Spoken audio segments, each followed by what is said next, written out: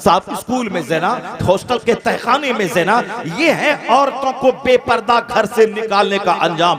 कलकत्ता के RG medical college में रात के वक्त में जो कॉलेज का प्रिंसिपल और उसका चेले के साथ जो लड़की के साथ रेप हुआ, कत्ल हुआ, और पूरी दुनिया में हिंदुस्तान की नाक कटी। ये क्या है? ये मेडिकल कॉलेज में जना और एमबीबीएस डॉक्टर के साथ जना और कॉलेज का प्रिंसिपल जना करे। ये हमने तो हदीस में यहां तक पढ़ा है, इतना ज़िना बढ़ेगा कि रास्ता चलते लोग जिस ज़िना करेंगे कोई टोकने वाला ना होगा, कोई बुरा समझने वाला ना होगा।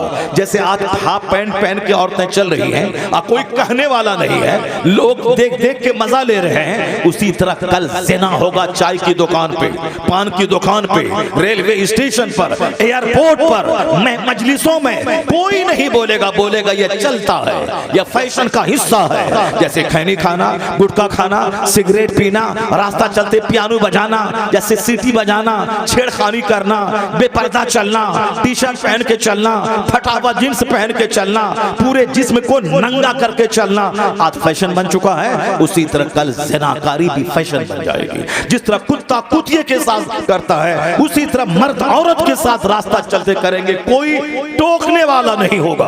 और मैंने यहां तक पढ़ा है और उसका आगाज हो चुका, अभी जो कुछ हो रहा है दुनिया में यह उसी का आगाज है। और अब बहुत जल्द वह वक्त आने वाला है, क्योंकि जब ज़मीर जिंदा रहेगा तब ना बंदा गुनाह को गुनाह समझेगा, और जब ज़मीर ही मर चुका होगा तो उसे निकाह बोझ लगेगा, ज़िना अच्छा लगेगा। अपनी बीवी हूर जैसी उसको बुरी लगेगी और दूसरों की काली कलोटी बेटी उसकी तरफ उसका नशा होगा। प्यार के नाम पे बलात्कार का माहौल जब आज पैदा हो ही चुका है, 4 बच्चे की औरतें ड्राइवर के साथ भाग रही है, 4 बच्चे की माँ साहब भाग रही, पोता पोती वाली ये साहब नानी बनने वाली वो भाग रही है, तो आखिर वो दिन आने में कितना टाइम लगेगा? वो तो आ ही चुका है। आप जो आज गार्डन में, पार्क में और तन्हाई की जगहों पे जो कुछ हो रहा है वो मजलिसों में होगा।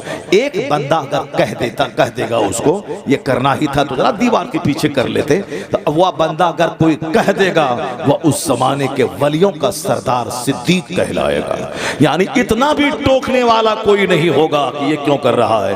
अगर कोई कह दिया कि ऐसा करना ही था, दीवार के पीछे कर लिए होते, वह उस जमाने का सिद्दीक होगा, वह उस जमाने के वलियों का सरदार होगा।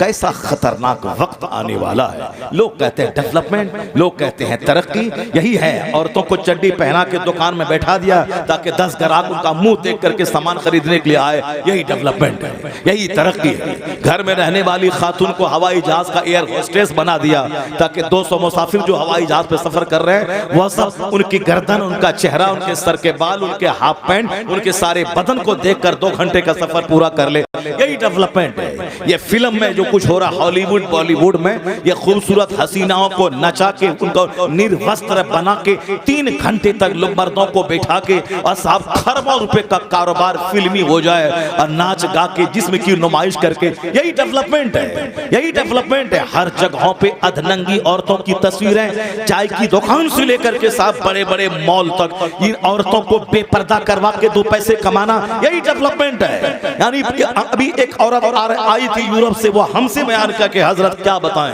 आंख के खून के आंसू रोना पड़ता। मैं भी लंदन गई थी और मैं वहां से वापस लौटी हूँ। वो बयान किया, मुझसे बयान किया कि हुजूर सिर्फ एक धागा की तरह, जैसे कोई एक कपड़ा लपेटी हुई है, धागा की तरह एक कपड़ा है, बाकी सारा जिस्म नंगा। यानी को बुरा भी नहीं समझने वाला।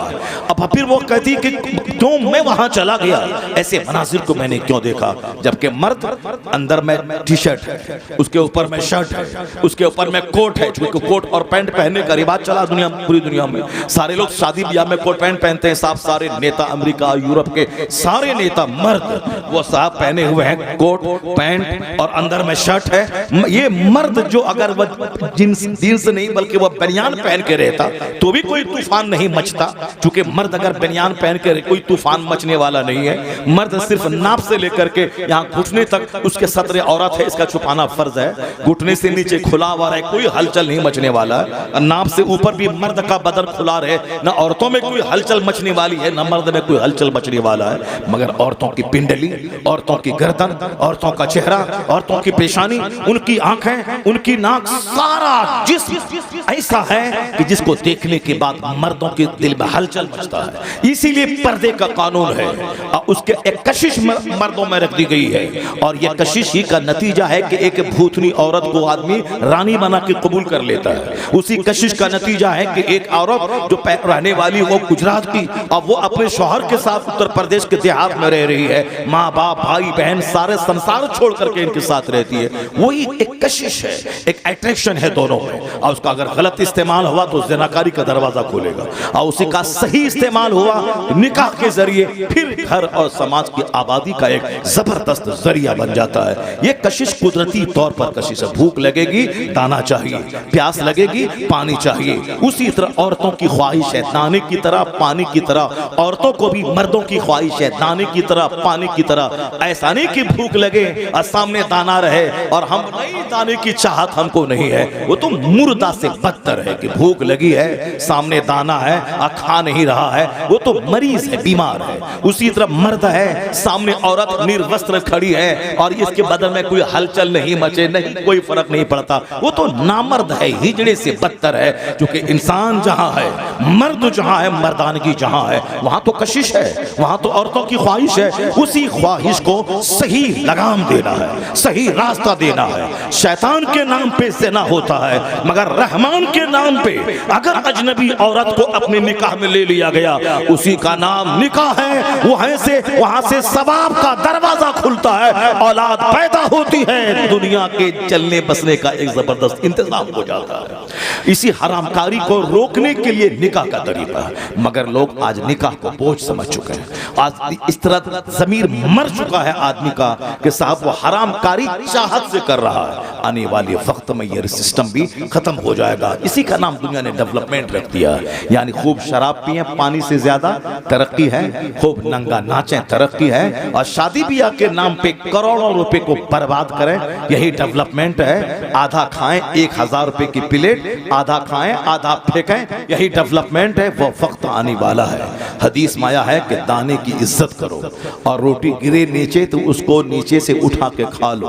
दाने की इज्जत करो, वरना मुस्तफा फरमाते हैं, नाइबे परवरदिगार कहते हैं कि जिस कौम से दाना रूठ जाता है, रोटी रूठ जाती है, दोबारा नहीं आती है। यानी अगर रोटी रूठ गई, वो चाहे 50 दरगाहों पे जाके चूतड़ रगड़ के आ जाए, पेशानी रगड़ के आ जाए, नहीं होगी। जब अल्लाह नाराज होता है तो चाहे वो 1 लाख दरगाहों पे जाके पेशान सर पटक के रह जाए, नहीं मुराद पूरी होगी। Knowledge is power, knowledge is life, knowledge is best company.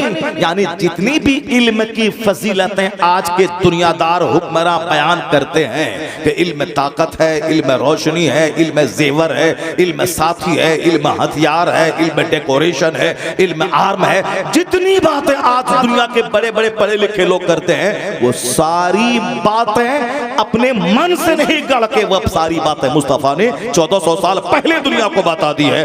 वो बातें मुस्तफा की हैं और ये अपनी बातें कह के दुनिया वालों के सामने बयान कर रहे हैं। यह एहसान इस्लाम का है, पैगंबर आज़म का है कि आज दुनिया में स्कूल्स हैं, कॉलेजेस हैं और पढ़ने पढ़ाने की बातें हो रही हैं। यह एहसान मुस्तफा की आमद का है कि आज दुनिया इल्म के नूर से जगमगा रही है।